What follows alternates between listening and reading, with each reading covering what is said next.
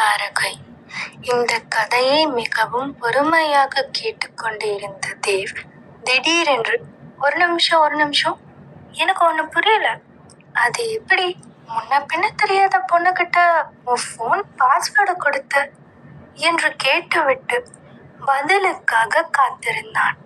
சற்று நேரம் யோசித்த பின்பு கவின், அது எனக்கு தெரியல, ஆனா மாயா கேட்டப்போ என்னால முடியாதுன்னு சொல்ல முடியல என்று மிக யதார்த்தமாக சொன்னான். அது உண்மையா பொய்யா என்ற ஆராய்ச்சியில் இப்பொழுது அவன் ஈடுபட விரும்பவில்லை. சிரித்து கொண்டே, உன்னை பத்தி எனக்கு தெரியாது, ஆனா அக்கா எனக்கு ரொம்ப ஸ்பெஷல் என்றான் மிகவும் ஆர்வமாக. அப்போ எப்படின்னு எனக்கு நீ சொல்லலாம் என்று கேட்டான் கவின். யோசித்த தேவ், எனக்கு ஏதாவது வேணும்னா நான் அக்காவை ஜெயிச்சா அது எனக்கு கிடைக்கும் என்றான் மிகவுமே குழப்பமான முகத்துடன். ஜெயிச்சாவா? எனக்கு சுத்தமா புரியல என்றான் கவின். உனக்கு எப்படி புரிய வைக்கிறது என்று யோசித்து கொண்டிருந்த தேவிடம், நீ சொல்லு, அதை நான் புரிஞ்சுக்கிறேன் என்றான். சிறிது நேரத்திற்கு முன்னால் ஒருவரை இன்னொருவர் கொலை செய்யும் அளவுக்கு ஒருவர் மீது இன்னொருவர் ஆத்திரத்தில் இருந்தனர். இப்பொழுது வெகு காலம் கழித்து சந்தித்த நண்பர்கள் போல் உரையாடி கொண்டிருந்தனர். யோசித்த தேவ், சரி, அன்னைக்கு வீட்டுல சண்டை நடந்ததுனால அக்காவோட மூட் ரொம்பவே கெட்டு போயிருந்தது. அவளுக்கு மூட் ஆஃப் ஆயிடுச்சுன்னா அவ நிச்சயமா யார்கிட்டயுமே பேச மாட்டான். கேட்ட கேள்விக்கு பதில் வரும், இல்லைன்னா அவ பேசவே மாட்டான். அன்னைக்கு ஒரு நாள் எனக்கு ரொம்ப முக்கியமான வேலை இருந்தது, அதனால நான் அன்னைக்கு அக்காவோட ரூமுக்கு போனேன். ஃப்ளாஷ்பேக். அன்று கட்டலில் படுத்து கைபேசியை நோண்டிக் கொண்டிருந்தவள் உள்ளே தேவ் வந்ததை கவனிக்கவில்லை. கதவை தட்டிவிட்டு உள்ளே வந்தவன் அவள் தன்னை கவனிக்காததை பார்த்து ஆச்சரியப்பட்டான். அவன், அக்கா நீ ஃப்ரீ தானே என்று சாதாரணமாக கேட்டதற்குள் மாயா அதிர்ந்து போய் கட்டிலில் இருந்து குதித்தாள்.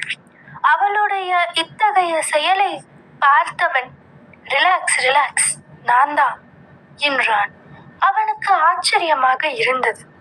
மாயா என்றும் இவ்வளவு அஜாக்கிரதையாக இருந்ததில்லை. அவள் வீட்டிலேயே இருந்தாலும் சற்று எச்சரிக்கையாகத்தான் இருப்பாள். தேவை பார்த்தவள், எருமை, ஏண்டா கதவை தட்டிட்டு உள்ள வர மாட்டியா என்றாள். அவளை ஒரு மாதிரியாக பார்த்தவன், நான் கதவை தட்டிட்டு தான் உள்ள வந்தேன், நீ இந்த உலகத்துலதான் இருக்கியா இல்ல வேற உலகத்துக்கு போயிட்டியா என்றான். அதை உதாசீனம் செய்தவள், என்ன இங்க வந்திருக்க என்று கேட்டாள். அவன் எதுவும் பேசாமல் நிற்பதை பார்த்தவள் கை கட்டி கொண்டு, சாருக்கு இப்ப என்ன வேணும், ஏன் இப்போ இந்த பூனை இங்க வந்திருக்கு என்று கேட்டாள். அக்கா, அது நாளைக்கு நீ நீ ஃப்ரீயா இருந்தா என் கூட வெளியே வரியா என்று கேட்டான். மாயா மனதிற்குள், இவன் இந்த நாள் இப்படியெல்லாம் செய்யாதே, இதுக்கு என்னவோ இப்ப நம்ம கிட்ட இருந்து தேவைப்படுது, அதனாலதான் இப்படி பம்பராயவன் என்றால். அவள் யூகித்தது என்னவோ சரிதான். அவனிடம் முடியாது இன்று ஒரே வார்த்தையில் முடித்துவிட்டு அவனை அறையிலிருந்து வெளியே தள்ள முயன்றாள். அவன், அக்கா அக்கா அக்கா ப்ளீஸ்கா ப்ளீஸ்கா, உன்னால எனக்கு ரொம்ப பெரிய ஹெல்ப் ஆகணும்க்கா ப்ளீஸ்கா என்று கெஞ்சினான். அவனை பார்த்து, இரக்கமே இல்லாது முடியாது என்றாள்.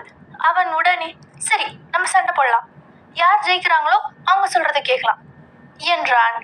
மாயா ஒரு பெருமூச்சு எடுத்துக்கொண்டு, என்கிட்ட அடி வாங்கணும்னு உனக்கு என்ன ஆசை, என் மூடு சுத்தமா சரியில்லை, என்கிட்ட அடி வாங்கி சாகாத ஓடிரு என்றாள். அதை பொருட்படுத்தாதவன், அக்கா ப்ளீஸ்கா.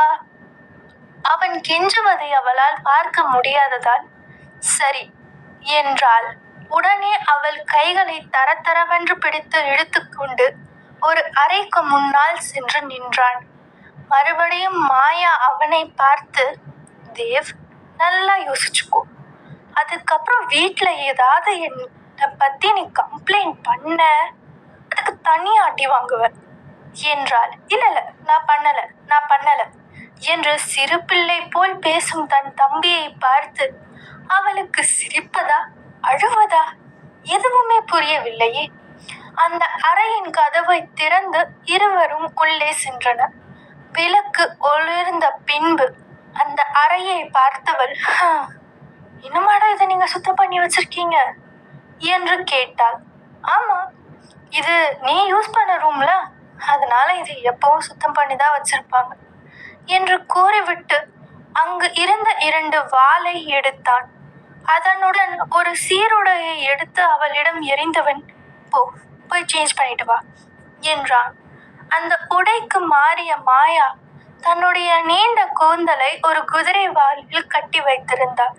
அவள் மறுபடியும் கத்தியை கைகளில் வாங்கும் முன்னால் தேவை இன்னும் ஒரு தடவை எச்சரித்தாள். தேவ், நான் சொல்றதை கேளு, தேவையில்லாம ரிஸ்க் எடுக்காத. என் மூடு சுத்தமா நல்லா இல்ல, நான் என் கண்ட்ரோல்லையே இல்லை என்றாள். அதை விளையாட்டுத்தனமாக எடுத்து கொண்டவன், பரவாயில்லக்கா, வா விளையாடலாம் என்றான். முகக்கவசத்தை இருவரும் மாட்டிய பின்பு இருவரும் சண்டைக்கு ஆயத்தம் ஆனார்கள். மாயா மிகவுமே மோசமான மனநிலையில் இருந்ததால் அவளுடைய மொத்த கோபத்தையும் யுக்தியாக மாற்றினாள். அவள் தேவிற்கு பதில் தாக்குதல் நடத்த அவகாசம் எதுவும் கொடுக்காமல் அவளுடைய தாக்குதலை முன்வைத்து கொண்டே இருந்தாள். திணறிய தேவ் அவளை திசை திருப்புவதற்காக பேச ஆரம்பித்திருந்தான். அக்கா, உனக்கு ஒரு விஷயம் தெரியுமா? இன்னைக்கு நான் ஒரு வித்தியாசமான ஆளை மீட் பண்ணேன். அந்த ஆளு யாருன்னே தெரியாத ஒரு பொண்ணுகிட்ட தன்னோட போனை கொடுத்துட்டு அப்படியே நின்னான். அவன் இதை சொன்ன மாத்திரம் அவளுக்கு இன்று கேஃபேவில் நடந்த நினைவுகள் வந்தது. அவள் கவனம் சற்று சிதற உடனே தேவ் அவளை தாக்கினான். சற்று சுதாரித்து அதிலிருந்து தப்பித்தவள், ஓ, அப்போ நீ கூட என்னை கண்காணிக்க ஆள் போட்டு வச்சிருக்க இல்ல என்று கோபமாக கேட்டாள். அப்பொழுதுதான் அவளை திசை திருப்புவதற்காக தான் என்ன கூறினோம் என்பதை அவன் கவனித்தான். உடனே தன் மனதிற்குள், தேவ் போச்சு, இவளை சண்டைக்கு வேற கூப்பிட்டுட்ட, இன்னைக்கு நீ செத்த என்று அவன் யோசித்துக் கொண்டிருக்கும் நொடி பொழுதில் அவனை வீழ்த்தி கீழே தள்ளினாள் மாயா. தேவின் கைகளில் இருந்த கத்தி காற்றில் பறந்தது. அவன் முன்னால் கற்றியை நீற்றியவள், நான் தான் சொன்னல தேவ், எனக்கு என்னை யாரும் இப்படி ஃபாலோ பண்ண பிடிக்காதுன்னு என்று கோபமாக நின்று கொண்டிருந்தவரின் கைகளில் இருந்த கூர்மையான கத்தியை பார்த்தவனுக்கு வியற்று ஊற்றியது. அக்கா அக்கா, தயவு செய்து என்ன கொண்டுடாத, நான் உனக்கு ஒரே ஒரு தம்பி என்று பயத்தில் பிதற்றினான். லூசு, ஒளராதடா என்று அந்த கத்தியை இருந்த இடத்தில் வைத்துவிட்டு அந்த கவசத்தை கழற்றினாள் மாயா. வேர்வை அவள் முகத்தில் முத்து போல் ஜொலித்தது. கீழே விழுந்து இருந்தவனை தூக்கி விட்டவள், எதுக்கு என்ன நாளைக்கு கூப்பிடுற என்று நேரடியாக விஷயத்திற்கு வந்தாள். இவர்கள் பேசிக்கொண்டிருந்த பொழுதே இந்த உரையாடலை கலைக்கும் வண்ணம் வந்தது ஒரு குரல், பிரசன்ட் டைம். விக்ராந்த் கைகளை கட்டி கொண்டு அங்கு நின்றிருந்தான். அடடா, என்ன கண்கொள்ளா காட்சி! மாமனும் மச்சனும் எதை பத்தி பேசிட்டு இருக்கீங்க என்று அந்த குரல் வந்த திசையை ஒரு சேர இருவரும் திரும்பி பார்த்தனர். விக்ராந்தை பார்த்த தேவ், வாவ், உன்னோட காம்படிட்டர் இன்னும் இங்குதான் இருக்காரா என்று நகைச்சுவையாக கேட்டான். ஆனால் கவின் அவனை பார்த்த பின்பு அங்கு ஒரு நொடி கூட நிற்க விரும்பாததால் அங்கிருந்து அவன் எழுந்து சென்றான். அதை பார்த்த விக்ராந்த் அவன் கைகளை பிடித்து நிறுத்தி, டேய், இன்னும் நீ பழசுதான் நினைச்சிட்டு இருக்கியா? அவன் உன்னை காதலிக்கிறான்னு தெரிஞ்சதுக்கு அப்புறம் நான் எப்பவுமே என்னோட எல்லைய மீறலையே, அதுக்கப்புறமா உனக்கே இவ்வளவு கோவம் வருது? பெருமூச்சு எடுத்துக்கொண்டவன், தயவு செய்து இப்ப என்கிட்ட எதுவும் கேட்காத, எனக்கு எதுக்கும் பதிலும் தெரியாது, தெரிஞ்சாலும் நான் சொல்ல விரும்பல என்றான். இன்னும் எத்தனை காலத்துக்கு தான் நீ தனியா இருப்ப? இந்த தனிமை ஒரு நாள் உன்னையே சாகடிச்சிருண்டா. நடக்கும் போது பார்த்துக்கலாம் என்று கூறிவிட்டு அங்கிருந்து அவன் வெளியேறிவிட்டான். அவர்கள் இருவருக்கும் இவனை என்ன செய்ய வேண்டும் என்று கூட தெரியவில்லை. குழம்பி போய் நின்று கொண்டிருந்தனர். கவினுக்கு இப்பொழுது இருக்கும் பெரிய பிரச்சனையே மாயா இன்னும் கண் விழிக்காததுதான். அவன் மனதில் மிகவும் பயமாக இருந்தது. அவன் தன்னுடைய பயத்துடனே போராடி கொண்டிருந்தான். இப்படியே 2 நாட்கள் கழிந்தது. ஆனால் கவின் அந்த மருத்துவமனையை விட்டு ஒரு இன்ச் கூட அசையவில்லை. ரகுநந்தன் வீட்டிற்கு சென்று விட்டான். தேவ் வந்து போய்க் கொண்டிருந்தான். தேவ் அந்த மருத்துவரின் கொலை வழக்கை மிகவுமே தீவிரமாக விசாரணை செய்து கொண்டிருந்தான். அதிலிருந்து தான் அவனுக்கு ஏதாவது ஒரு தடயம் கிடைக்கும் என்று அவன் நம்பிக்கொண்டிருந்தான். தேவ் எவ்வளவு யோசித்தாலும் அவனுக்கு புரியாத விஷயம் என்னவென்றால், எதற்காக இந்த மருத்துவரை கொல்ல வேண்டும்? அவரின் மூலமாக அந்த சாவி எதற்காக மாயாவின் கைகளுக்கு கிடைக்க வேண்டும்? அங்கு அவளை அழைத்ததற்கான உண்மையான காரணம் என்ன? இது எதையும் அவனால் கண்டுபிடிக்க முடியவில்லை. ஆனால் இந்த இடத்தில் மாயா இருந்திருந்தால் அவள் நிச்சயமாக ஏதாவது ஒன்றை கண்டுபிடித்திருப்பாள். அவனுக்கும் இப்பொழுது கவலையாக இருந்தது. அவன் கவினை பார்க்க மருத்துவமனைக்கு வந்திருந்தான். கவின் இங்கிருந்தே தன்னுடைய அலுவலக வேலையை பார்க்க துவங்கியிருந்தான். அந்த மொத்த ஃப்ளோரையும் அவனுடைய ஆட்கள் மிகவும் பாதுகாப்பாக பார்த்து கொண்டிருந்தனர். மொத்த காவலாளிகளும் அங்குதான் இருந்தனர். அதை பார்த்த தேவிற்கு சற்று யோசனையாக இருந்தது. இவன் சற்று அதிகமாக செய்கிறானா என்ன? ஆனால் அதை சொல்ல நிச்சயமாக அவனுக்கு தைரியமில்லை. அமைதியாக அவன் இருக்கும் அறைக்கு சென்று கதவை தட்டியவன், நான் உள்ள வரலாமா என்றான். வா என்பது போல் சைகை செய்த கவின் அவனை பார்த்து, என்ன இந்த பக்கம் என்று கேட்டான். தன்னுடைய கைகளில் 2 பாட்டில் விஸ்கியை எடுத்து வந்தவன், குடிக்கலாமா என்று கேட்டான். அவனை ஆச்சரியமாக பார்த்து, நீ குடிக்கிறியா என்று கேட்டான். எப்பவும் இல்ல, ஆனா எப்பயாவது என்று கூறியவனை பார்த்து, இது ஹாஸ்பிட்டல் ஆமால என்று கூறிவிட்டு அதை ஓரமாக வைத்தவன் அவன் கைகளில் இருந்த ஃபைலை கவினிடம் காண்பித்தான்.